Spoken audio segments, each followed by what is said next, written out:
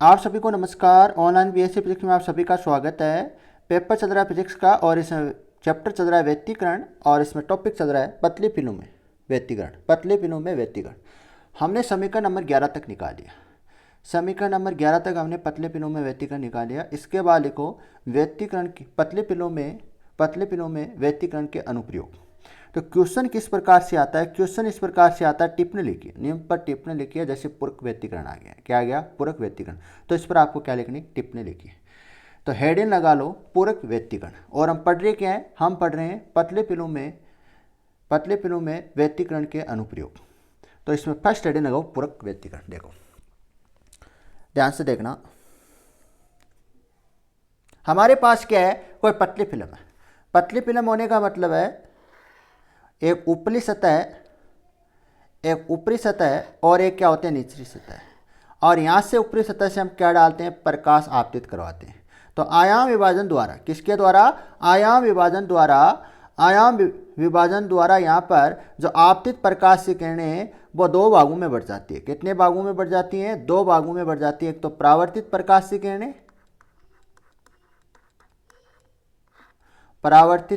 की किरणें,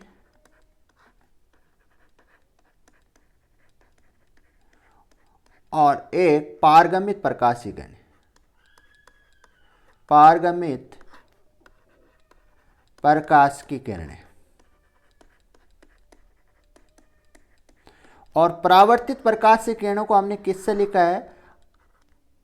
आर से लिखा है। जैसे R1, R2, R3 dash dash. और पारगमित प्रकाश की किरणों को हमने किससे लिखा है? T से लिखा है। जैसे T1, T2, T3 dash dash आगे तक। इस प्रकार से हमने दर्शाया। तो देखो पूरक व्यतिकरण का मतलब क्या होता है? यहाँ पर पूरक का मतलब होता है निर्भर करना, एक दूसरे को संतुष्ट करना। एक दूसरे को संतुष्ट करने का मतलब है एक दूसरे पर निर्भर करना। तो देखो हम जानते हैं कि जब पारदर्शी पतली फिल्म पर प्रकाश आपतित करवाया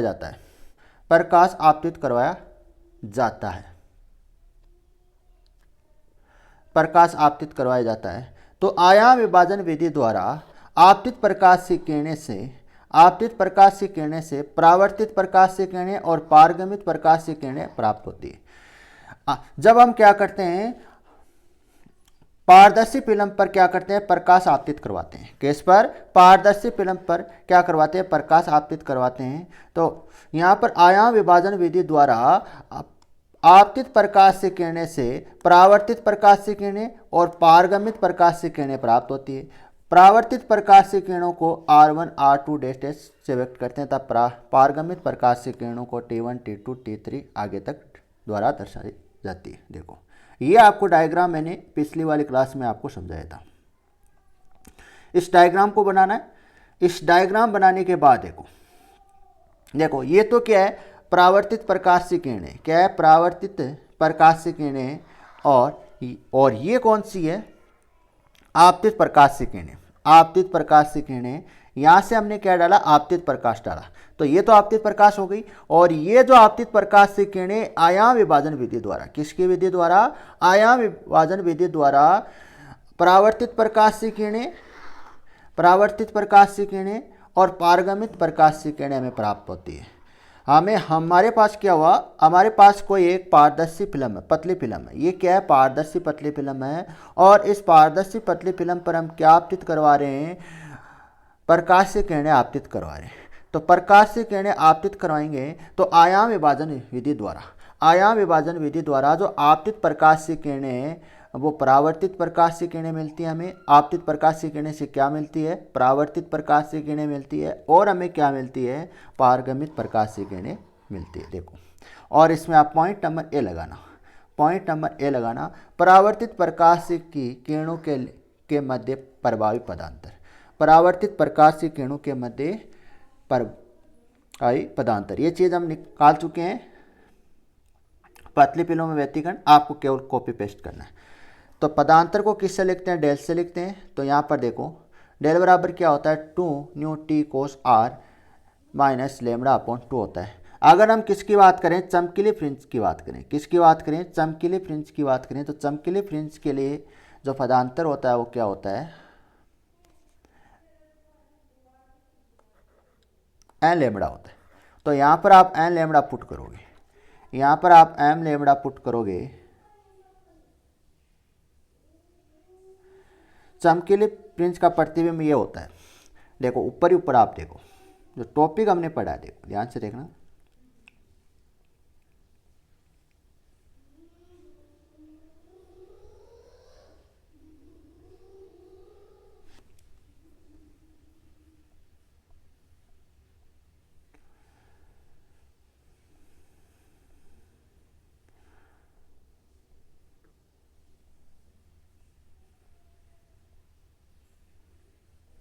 ये रहा,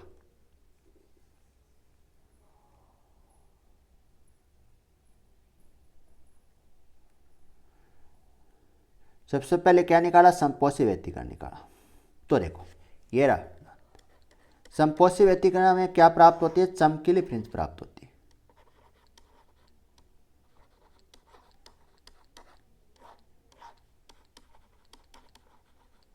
फ्रिंज प्राप्त होती है। और विनाशी व्यतिकरण में क्या प्राप्त होती है, विनाशी व्यतिकरण में हमें क्या प्राप्त होती है, काली फ्रिंज प्राप्त होती है। तो ये दोनों आपको रिजल्ट याद होने चाहिए, ये दोनों रिजल्ट आपको तैयार होने चाहिए।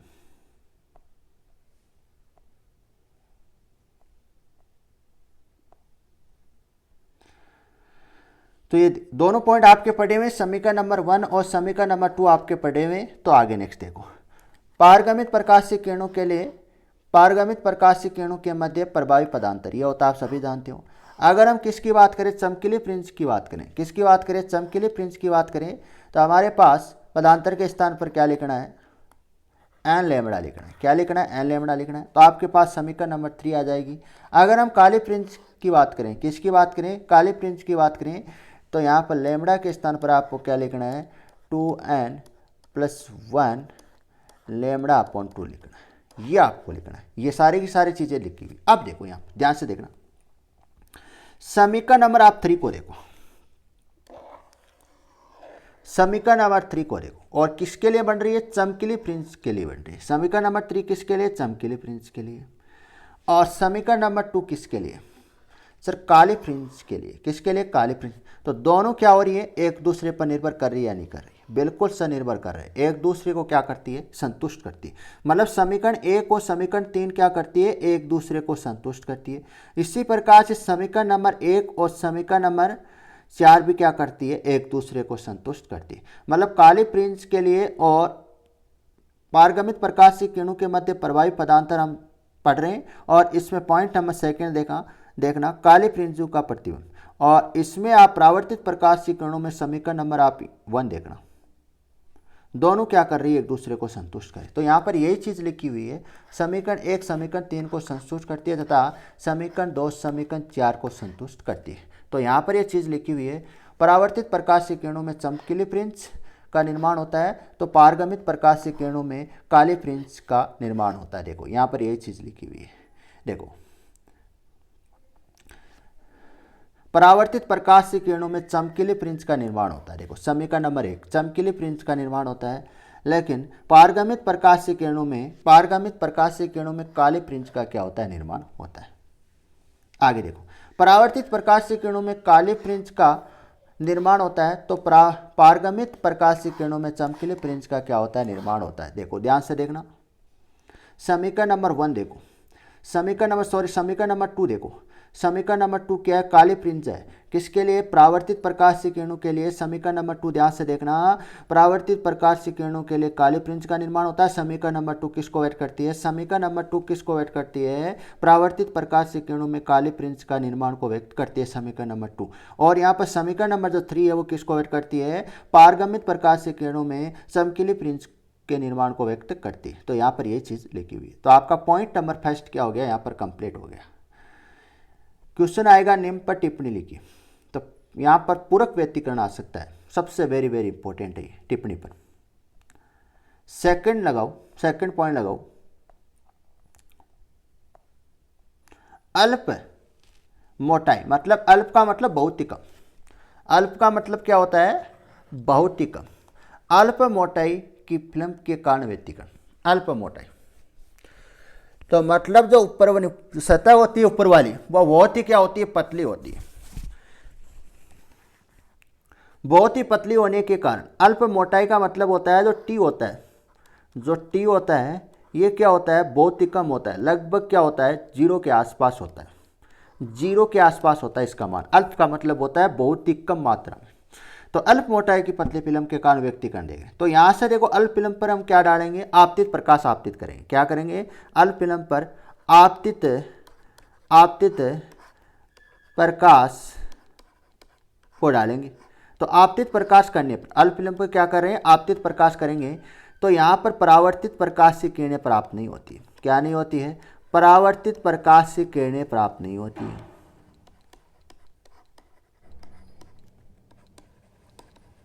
किरणें प्राप्त नहीं होती।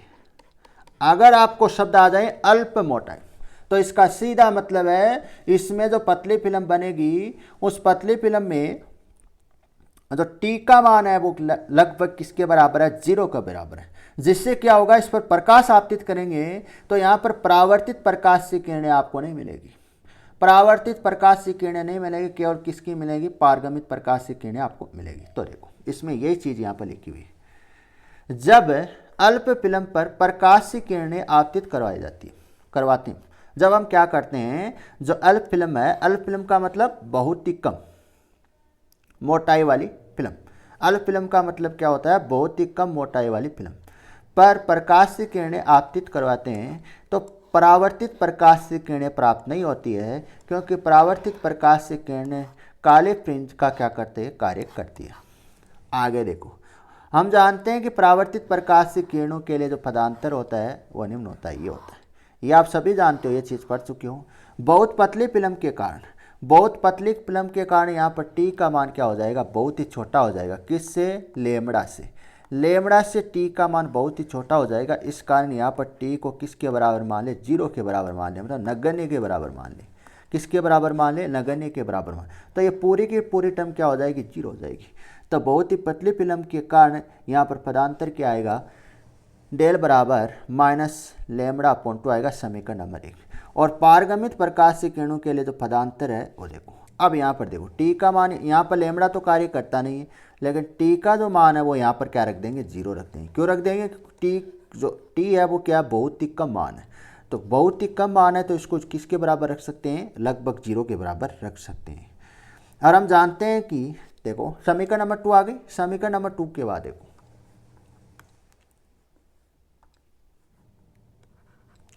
हम जानते हैं कि संपोषी व्यतिकरण के लिए प्रतिबिंब, देखो संपोषी व्यतिकरण के लिए प्रतिबिंब यहाँ पर क्या बनेगा, डेल बराबर जीरो बनेगा। क्या बनेगा, डेल बराबर जीरो। देखो एन के स्थान पर आप क्या रख दो, जीरो रख दो। तो यहाँ पर डेल बराबर क्या आएगा, विनाशी व्यतिकरण के लिए प्रतिबिंब। देखो विनाशी व्यतिकरण के प्रतिबिंब, यहाँ पर कौन सा चिन्ह ले रहे हैं, नेगेटिव साइन ले रहे हैं, मतलब ऋणात्मक चिन्ह ले रहे हैं। ऋणात्मक चिन्ह लेने पर और यहाँ पर क्या रख दूँ मैं, एन का मान कितना रख दूँ, जीरो रख दूँ। एन का मान जीरो रखते हैं, आपके पास क्या आएगी, समीकरण नंबर 4 आएगी। समीकरण नंबर 4 किसको ऐड करती है, माइनस लेमड़ा अपॉन 2। देखो अब यहाँ पर आप समीकरण नंबर 4 देखो और समीकरण नंबर कौन से देखो, समीकरण नंबर 1 देखो। समीकरण नंबर 1 किसको ऐड करती है, समीकरण नंबर 1 परावर्तित प्रकाश से किरणों के लिए पदांतर को ऐड करती है। और समीकरण नंबर जो 4 है ये विनाशी व्यतिकरण। विनाशी व्यतिकरण में कौन सी फिल्म बनती है, काली फिल्म बनती है। यहां पर ये कौन सी फिल्म बनी है, काली फिल्म। ये किसको संतुष्ट कर रही है, समीकरण नंबर 1 को संतुष्ट कर रही है। किसको संतुष्ट कर रही है, समीकरण नंबर 1 को संतुष्ट कर रही है। तो देखो यहां तक आपको किसी प्रकार की कोई दिक्कत नहीं। यहां पर ये चीज लिखी हुई है, समीकरण नंबर 1 समीकरण नंबर 4 को संतुष्ट करती है जो कि काली प्रिंस का प्रतिबिंब है, जबकि समीकरण नंबर 2 समीकरण नंबर 3 को संतुष्ट करती है जो कि चमकीली प्रिंस का क्या है, प्रतिबिंब है। यहां पर देखो ये तो क्या है, काली प्रिंस का प्रतिबिंब। किसका प्रतिबिंब है, काली प्रिंस का। लेकिन ये समीकरण नंबर जो 4 है वो किसको संतुष्ट करती है, ये संतुष्ट करती है समीकरण नंबर 1 को। किसको, समीकरण नंबर 1 यहाँ पर किसके लिए, परावर्तित प्रकाशीय किरणों के लिए। किसके लिए, परावर्तित। और पारगमित जो प्रकाशीय किरणें आपके लिए 2 फ्रिंज आपको प्राप्त हुई यहाँ पर। दो समीकरण आपको प्राप्त हो रही है, समीकरण नंबर 2 और समीकरण नंबर 3 आपको प्राप्त हो रही है, लेकिन दोनों समीकरण क्या करती है, एक दूसरे को क्या करती है, संतुष्ट करती है। अगला पॉइंट लिखो, मोटी फिल्म के कारण व्यक्तिगण, मोटी फिल्म के कारण व्यक्तिगण। अब क्या कर रहे हैं, जो टी का मान है वो क्या ले रहे हैं, बहुत ही अधिक ले रहे हैं। तो टी का मान है वो क्या ले रहे हैं, बहुत ही अधिक ले रहे हैं, मतलब टी का मान इतना अधिक है कि लेमड़ा क्या बहुत ही छोटा हो जाएगा। यहाँ पर लेमड़ा का जो मान है वो क्या हो जाएगा, बहुत ही छोटा हो जाएगा।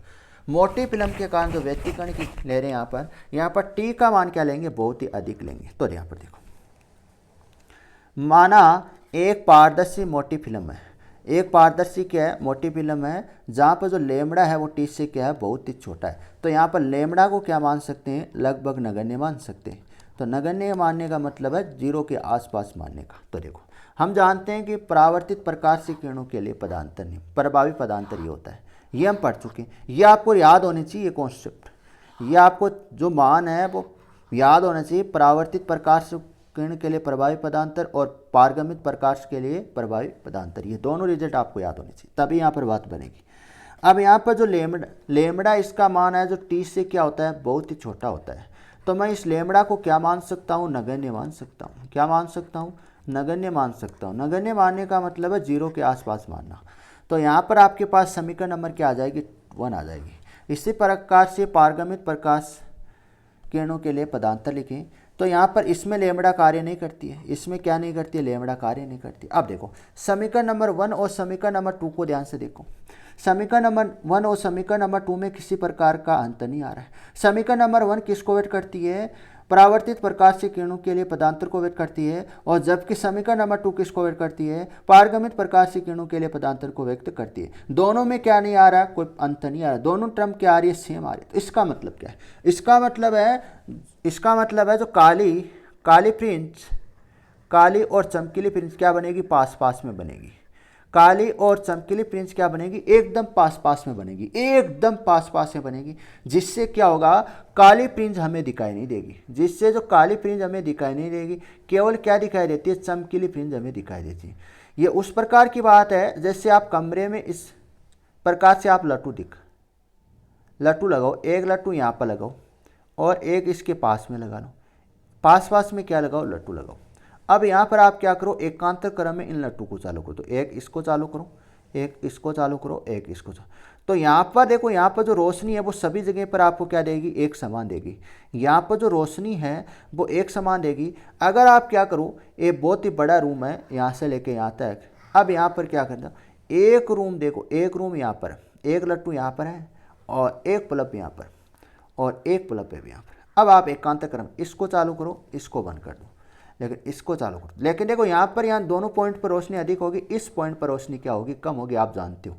लेकिन यहाँ पर देखो दूर दूर है, लेकिन ये पास पास में होने पर यहाँ पर आपको इसका अनुभव नहीं होगा कि यहाँ पर ये जो लट्टू है इसके स्थान पर जो रोशनी है वो कम है, ये आपको अनुभव नहीं होगा। यहाँ पर रोशनी यहाँ पर जितनी है वो आपको यहाँ पर दिखाई देती है। तो यही यहाँ पर कारण है, जो यहाँ पर क्या होता है, जो केवल क्या दिखाई देता है आपको, चमकीली फ्रिंज आपको दिखाई देती है। काली फ्रिंज क्यों नहीं दिखाई देती है, क्योंकि ये दोनों पास पास में बनने के कारण, बहुत ही पास पास में बनने के कारण यह जो काली फ्रिंज हमें दिखाई नहीं देती, केवल कौन सी दिखाई देती है, चमकीली फ्रिंज दिखाई देती है।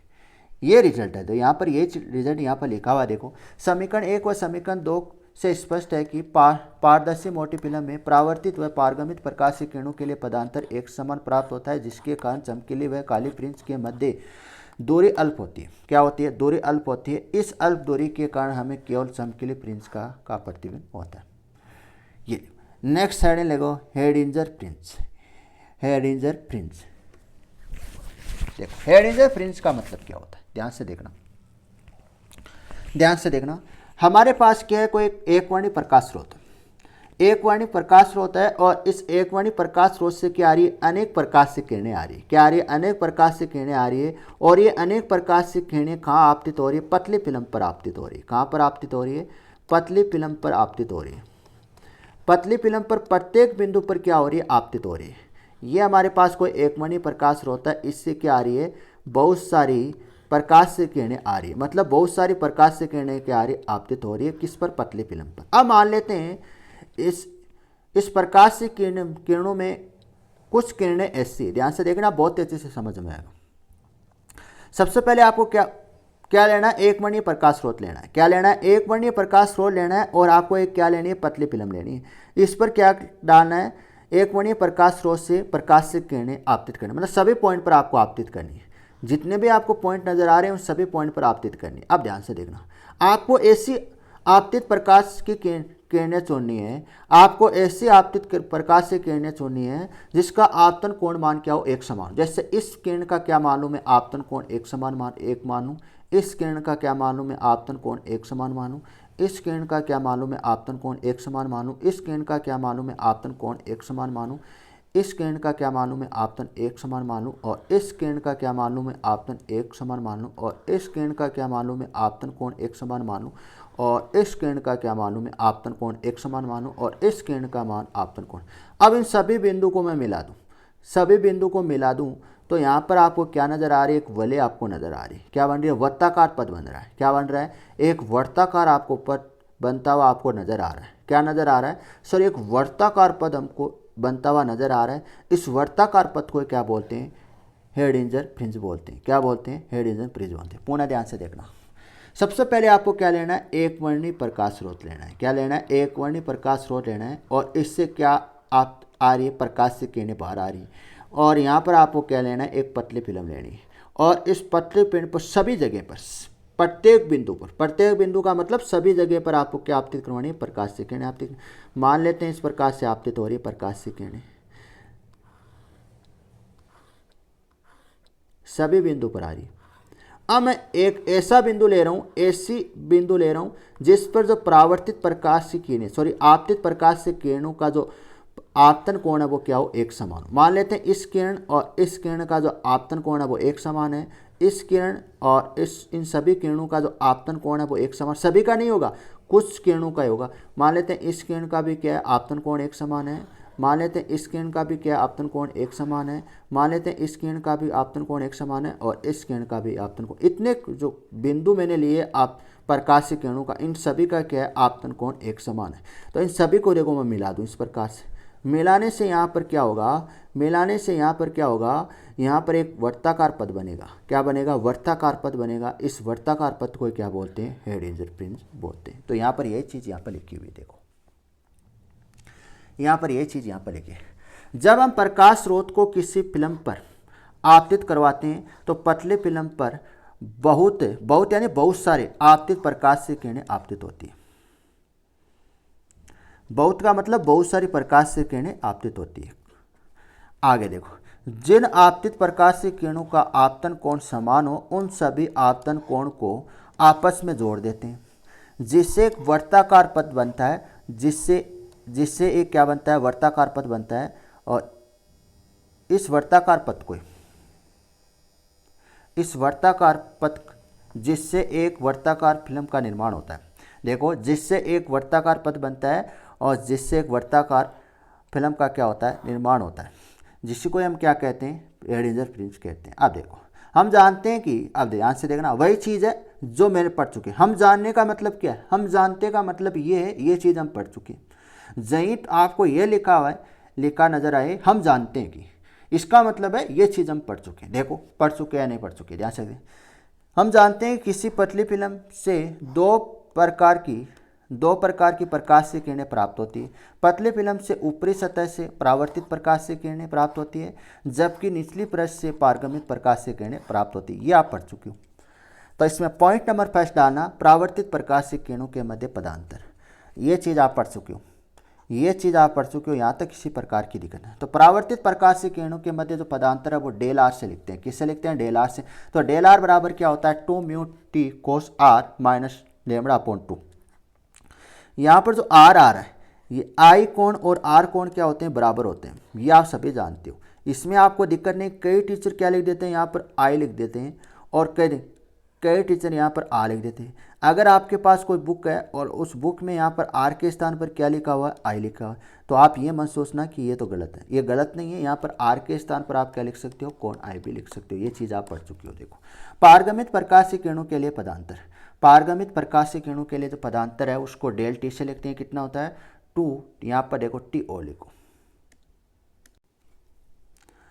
तो पारगमित प्रकाश किरणों के लिए पदांतर क्या होता है, इसको किससे लिखते हैं, पारगमित प्रकाश से किरणों के पदांतर को डेल टी से लिखते हैं। डेल टी क्या होता है, 2 न्यू टी कोस आर होता है। यहाँ पर देखो ये चीज़ मैं लिख सकूँ, ये चीज़ में कोण आई और कोण आर क्या होते हैं, बराबर होते हैं। ये चीज़ मैं लिख सकता हूँ, यहाँ पर आपको किसी प्रकार की कोई दिक्कत नहीं होनी चाहिए। अब देखो, अतः स्पष्ट है कि पदांतर का मान फिल्म की मोटाई टी व आपतन कोण आई पर निर्भर करते हैं तथा पदांतर का मान माध्यम के अपतनांक म्यू, देखो म्यू लिख लेना है। अपतनांक का मतलब होता है यहाँ पर देखो म्यू, अपतनांक है म्यू और तरंग दैर्ध्य पर निर्भर करता है ये चीज़। अब इसको कोमा में लिखना, इसको कोष्टक में लिखना। ये चीज़ देखो, जब पारदर्शी फिल्म पर एकवर्णीय प्रकाश स्रोत से प्रकाश आपतित करवाया जाता है, एकवर्णीय प्रकाश स्रोत से क्या करवाया जाता है, प्रकाश आपतित करवाया जाता है, तो फिल्म पर कुछ ऐसे बिंदु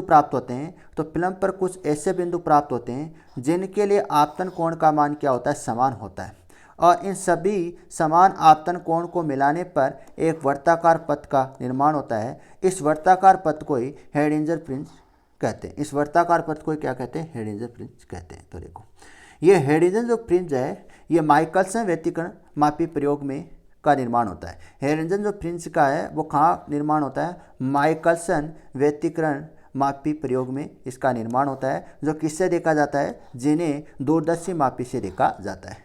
यहाँ पर हम माइकलसन प्रयोग पढ़ेंगे कि क्या पढ़ेंगे, माइकलसन व्यतिकरण मापी प्रयोग पढ़ेंगे। ये वेरी वेरी इंपॉर्टेंट है। एक चीज़ ध्यान में रखना, मैंने जो स्टार्टिंग में बताया था, पतले फिल्म में मैंने स्टार्ट किया था, वहाँ से मैंने आपको ज़रूर बताया था कि यहाँ पर माइकलसन व्यतिकरण मापी प्रयोग है, ये वेरी वेरी इंपॉर्टेंट है। इसको एक न्यूटन वाले और एक ये दोनों इतने इंपॉर्टेंट है, 100% दोनों में से एक क्वेश्चन आपको एग्जाम में मिलेगा। तो ये देखो डायग्राम बनाया, एकवर्णीय प्रकाश स्रोत है और यहाँ से क्या मिल रहे हैं, यहाँ से क्या आपतित हो रही है, ये पतली फिल्म है, ये पूरी की पूरी आपको क्या नज़र आ रही है, पतली फिल्म आपको नज़र आ रही है। इसकी जो मोटाई है, इसकी जो टी मोटाई की क्या है, एक पतली फिल्म है, और यहाँ से क्या एक वर्णीय प्रकाश स्रोत है, इससे क्या निकल रही है, बहुत सारी प्रकाश से किरणें आपतित हो रही है। मैं उस प्रकाश से किरणों की बात कर रहा हूँ जिन प्रकाश से किरणों का जो आपतन कोण वो एक समान है। उन सभी प्रकाश से किरणों को एक बिंदु के द्वारा दर्शा लेते हैं और इन बिंदु को हम क्या कर देते हैं, मिला देते हैं। तो हमें क्या मिलता है, एक वर्ताकार पथ मिलता है, और इस वर्ताकार पथ को क्या बोलते हैं, हेडिंजर फ्रिंज बोलते हैं। तो यहाँ तक आपको किसी प्रकार की कोई दिक्कत नहीं होनी चाहिए। अगला इसमें लिख लो, लास्ट टॉपिक है इसका अनुप्रयोग का, रंगीन फिल्म। तो देखो, एक जरूर आप चीज़ ध्यान में रखने ना, या तो क्वेश्चन आएगा पतली फिल्म में व्यतिकरण को समझाइए, 100% आएगा, या क्वेश्चन आएगा यहाँ से निम्न पर टिप्पणी लिखिए, जो क्या है, पतले फिल्मों में व्यतिकरण के अनुप्रयोग है। 100% आने वाला क्वेश्चन। देखो, हम जानते हैं कि पतले फिल्मों में व्यतिकरण से, देखो रंगीन फिल्म हमें कैसे दिखाई देती है, यह आपको ध्यान में रखना है। देखो, हम जानते हैं कि पतले फिल्मों में व्यतिकरण से परावर्तित व पारगमित प्रकाश से किरणें प्राप्त होती है। देखो, वही चीज़ यहाँ पर लेके आ गया, वह हम जानते हैं इसका मतलब है ये चीज़ हम पढ़ चुके हैं। देखो, ये चीज़ हम जरूर पढ़ चुके हैं। देखो, पतले फिल्मों में व्यतिकरण से परावर्तित व पारगमित प्रकाश से किरणें प्राप्त होती है, ये आप सभी जानते हो। जब हम परावर्तित प्रकाश से किरणों को देखते हैं तो हमें फिल्म रंगीन दिखाई देती है। देखो, जब हम क्या देखते हैं, परावर्तित प्रकाश से किरणों को देखते हैं तो हमें कैसे दिखाई देती है, फिल्म रंगीन दिखाई देती है। तो जैसे साबुन के बुलबुले का रंगीन दिखाई देना। तो देखो, फिल्म की इस अवधारणा को पदांतर के द्वारा समझाया जा सकता है। फिल्म की इस अवधारणा को किसके द्वारा समझाया जाता है, पदांतर के द्वारा समझाया जाता है। पदांतर में एक टर्म आती है लेमड़ा। ये लेमड़ा क्या होता है, इस लेमड़ा के द्वारा ये क्या होती है, जो फिल्म बनती है वो क्या बनती है, रंगीन दिखाई देती है। तो देखो किस प्रकार से दिखाई देती है। देखो, हम जानते हैं कि परावर्तित प्रकाश से किरणों के लिए जो पदांतर है वो निम्न होता है, ये आप पढ़ चुके हो। ये आप बार बार ये चीज़ें आपको रिजल्ट याद होने चाहिए। डेल आर बराबर क्या होता है, 2 mu T cos are minus lambda upon 2 होता है। समपोष्य व्यतिकरण की बात करें, किसकी बात करें, तो समपोष्य व्यतिकरण के लिए जो पदांतर है वो ये होता है, एन लेमड़ा होता है। यहाँ पर आप देखो, यहाँ पर ये आपको मान पुट कर दो, ये मान आप यहाँ पर पुट करो तो आपके पास ये समीकरण प्राप्त होगी। इसको मैं क्या भेज दूँ, इधर भेज दूँ, तो ये किस में आ जाएगा, प्लस में आ जाएगा। तो आपको समीकरण नंबर देखो ये प्राप्त होगी। अब यहाँ से मैं क्या लूँ, यहाँ से देखो इसको आप सोल्व करो, पहले एलसीएम लो। एलसीएम कितना आ रहा है, 2 आ रहा है, तो यहाँ पर 2n लेमड़ा प्लस लेमड़ा। तो यहाँ से आप क्या चीज़ आपको कॉमन नज़र आ रही है, यहाँ से आपको 2n अपॉन 1 लेमड़ा अपॉन 2 चीज़ आपको कॉमन नजर आ रही है। तो समीकरण नंबर 1 आ गई। अब यहाँ पर देखो समीकरण नंबर 1 है वो किस पर निर्भर कर रही है, लेमड़ा पर निर्भर कर रही है। किस पर निर्भर कर रही है, लेमड़ा पर। यहाँ पर लेमड़ा है, ध्यान से देखना, देखो समीकरण नंबर 1 से स्पष्ट है कि समपोषी व्यतिकरण का प्रतिबिंब चमकीली फ्रिंज प्रकाशीय तरंग दैर्ध्य पर निर्भर करती है। यहाँ पर जो समपोषी व्यतिकरण की जो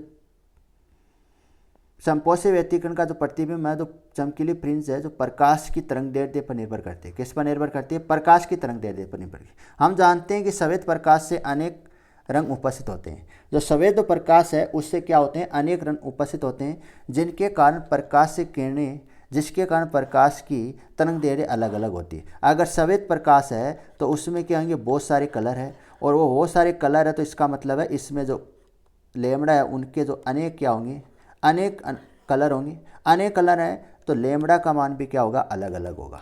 लेमड़ा का मान अलग अलग है। अगर रेड कलर का प्रकाश आ रहा है तो उसका तरंग दैर्ध्य अलग होगा। अगर पीला रंग का प्रकाश का कलर आ रहा है तो वहाँ से लेमड़ा का मान अलग होगा। मतलब अलग अलग कलर के लिए लेमड़ा का मान क्या होता है, अलग अलग होता है। अगर फ्रिंज ध्यान से देखना, अगर फ्रिंज क्या बने, रेड कलर के तरंग दैर्ध्य से बने। किस कलर से, रेड का जो मतलब रेड कलर है उस रेड कलर का तरंग दैर्ध्य से बनती है तो वो हमें फ्रिंज कैसी दिखाई देती है, रेड दिखाई देती है। अगर पीले रंग की तरंग दैर्ध्य से फ्रिंज बनती है तो पीला रंग दिखाई देता है हमें फ्रिंज। तो ये चीज़ यहाँ पर है, ये चीज़ यहाँ पर है। हम जानते हैं कि सफ़ेद प्रकाश में अनेक रंग उपस्थित होते हैं, जिनके कारण सफ़ेद प्रकाश की तरंग दैर्ध्य अलग अलग होती है, ये हम जानते हैं। देखो देखो काली चमकीली फ्रिंज प्राप्त होती है। चमकीली फ्रिंज में अलग अलग हमें कलर दिखाई देता है। जैसे रेड का जो तरंग दैर्ध्य वो अलग होता है। मान लेते हैं रेड रंग की तरंग दैर्ध्य आपतित होती है पतली फिल्म पर, तो वहाँ से जो फ्रिंज बनती है, वो कैसी बनती है, रेड ही बनती है। अगर पीले रंग की तरंग दैर्ध्य आपतित होती है पतली फिल्म पर, तो वहाँ पर जो फ्रिंज बनती है वो पीले रंग की बनेगी। इसी प्रकार से मतलब जो तरंग दैर्ध्य है वो अलग अलग होगा। सभी कलर के लिए क्या होगा, तरंग दैर्ध्य का मान अलग अलग होगा। इसी कारण हमें क्या दिखाई देती है, रंगीन फिल्म दिखाई देती है। क्या दिखाई देती है, रंगीन फिल्म दिखाई देती है। सीधा दिमाग में आपको एक ही पुट करना है, रंगीन फिल्म दिखाई देने का कारण सीधा सा ये है कि जो रंगीन फिल्म है वो किसके कारण दे रही है, तरंग दैर्ध्य के कारण, लेमड़ा के कारण दिखाई दे रही है। अगर लेमड़ा का जो सफ़ेद जो प्रकाश से किरणें आती है, सफ़ेद प्रकाश से किरणें में अनेक प्रकाश से किरणें जब आती है, अनेक कलर उपस्थित होते हैं। सफ़ेद प्रकाश में क्या होते हैं, अनेक कलर उपस्थित होते हैं। जिस कलर की प्रकाश से किरणें आती है उसी कलर की हमें क्या बनती है, फ्रिंज का निर्माण होती है। अगर 2 कलर की फ्रिंज बनती है तो वहाँ पर 2 अलग अलग प्रकाश से किरणें आपतित होती हैं। तो ये चीज़ यहाँ पर लिखी हुई है। देखो जब पारदर्शी पतली फिल्म पर सफ़ेद प्रकाश आपतित किया जाता है तो अलग अलग तरंग दैर्ध्य के लिए अलग अलग कोण पर समपोषी व्यतिकरण की घटना का निर्माण होता है। जिस कलर के लिए समपोषी व्यतिकरण की घटना का निर्माण होता है उसी कलर की हमें क्या बनती है, उसी कलर की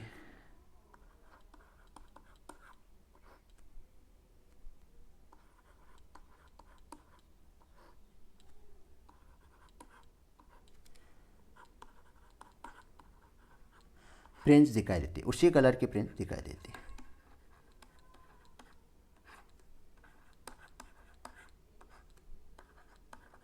तो फिल्म रंगीन दिखाई देने का सीधा सा मतलब है किसके कारण दिखाई दे रही है, लेमड़ा के कारण। किसके कारण, लेमड़ा के कारण।